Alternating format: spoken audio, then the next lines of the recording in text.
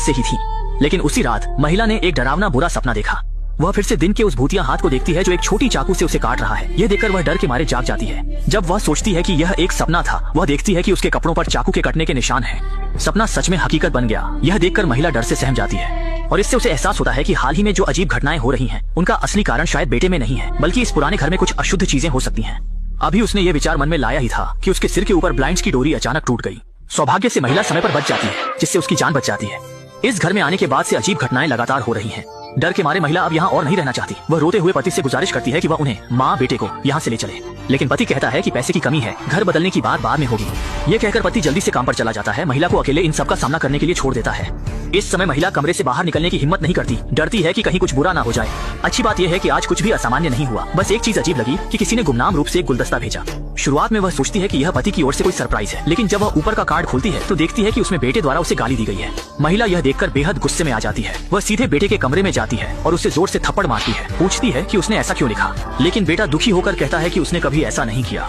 इस समय महिला को भी स्थिति की गंभीरता का एहसास होता है, इसलिए वह तुरंत बेटे को मनोवैज्ञानिक के पास ले जाती है, यह देखने के लिए कि कहीं बेटे को मानसिक बीमारी तो नहीं है। लेकिन जांच के बाद मनोवैज्ञानिक महिला को बताता है कि लड़के की मानसिक स्थिति में कोई समस्या नहीं है और लड़के की बनाई गई चित्रों से यह स्पष्ट होता है कि हाल ही में लड़के को प्यार की कमी हो रही है, जिससे वह असुरक्षित महसूस कर रहा है। महिला के हाल के अनुभवों को देखते हुए मनोवैज्ञानिक मानता है कि उसकी मानसिक स्थिति में समस्या है, इसलिए वह उसे कुछ मानसिक रोग को दबाने वाली दवाएं देता है। घर लौटकर महिला जल्दी से दवा खोलने की कोशिश करती है, लेकिन वह पूरी कोशिश करने के बावजूद दवा की बोतल नहीं खोल पाती और गलती से बोतल को तोड़ देती है, जिससे उसके हाथ से खून बहने लगता है। लेकिन इससे पहले कि वह घाव को बांध सके, नीचे से कुछ अजीब आवाजें आती हैं। ये समझते हुए कि यह फिर से बेटे की शरारत है, गुस्से से भरी वह अभी अभी नीचे आई थी।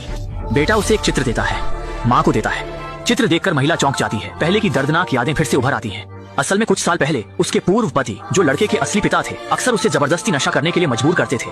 लंबे समय तक ऐसा चलता रहा। महिला फिर इसलिए उसने चाकू उठाया और उसे मार डाला। इस याद के दिमाग में आते ही महिला तुरंत डर से घिर गई। क्या हाल ही में जो कुछ भी हो रहा है वो सब मृत पूर्व पति की बदला लेने की कोशिश है? अचानक एक बड़ा हाथ उसकी ओर बढ़ा। असल में वो उसका वर्तमान पति था, जो काम से लौट आया था।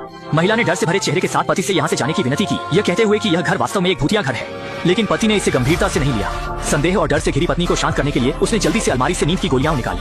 असल में वह बस चाहता था कि पत्नी दवा पीकर अच्छी तरह सो जाए, लेकिन उसे नहीं पता था कि बेटे ने पहले ही इसे उत्तेजक दवा से बदल दिया था और अनजान पति ने पत्नी को इसे एक ही बार में पीने के लिए कहा। इसके तुरंत बाद उसने उसे लेटकर आराम करने को कहा।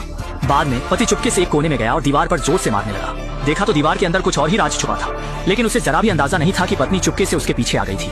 पति भी डर गया, हैरान था कि पत्नी ने नींद की गोलियां ली थी, फिर भी वो यहाँ कैसे आ गई। लेकिन इससे पहले कि वो स्थिति को समझ पाता, पत्नी ने फिर से सवाल किया। आदमी ने देखा कि अब वो इसे छुपा नहीं सकता, इसलिए उसने सच्चाई बता दी कि उसके पूर्व पति की लाश दीवार के पीछे छुपी है। ये सुनकर महिला पूरी तरह से चौंक गई। अब जाकर उसे सब कुछ समझ में आया। असल में पूर्व पति को मारने वाली